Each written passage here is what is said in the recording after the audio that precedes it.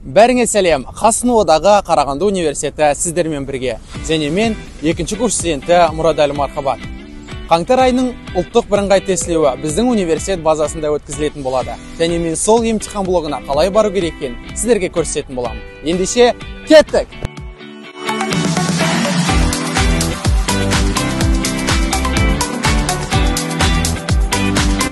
Біздің кереметтей студенттік кампустың аймағына өткеннен кейін университет ішіне кірсеңіздер болады.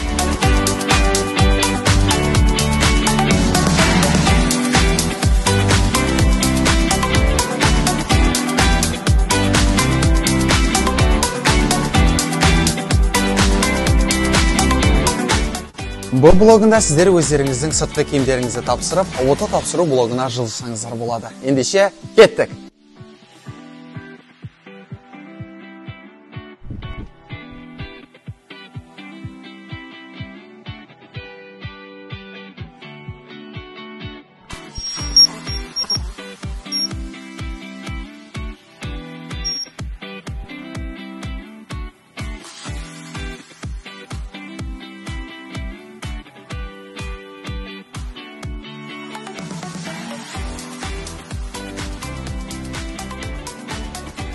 Ұлттық бірыңғай тестілеу Қасыновадағы Қарағанды университетінде 16 қаңтардан 10 ақпан аралығында жүргізілетін болады.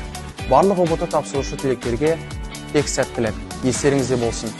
Тек өздеріңізге сеніңіздер. Сонда тестілеуден жақсы өтесіздер.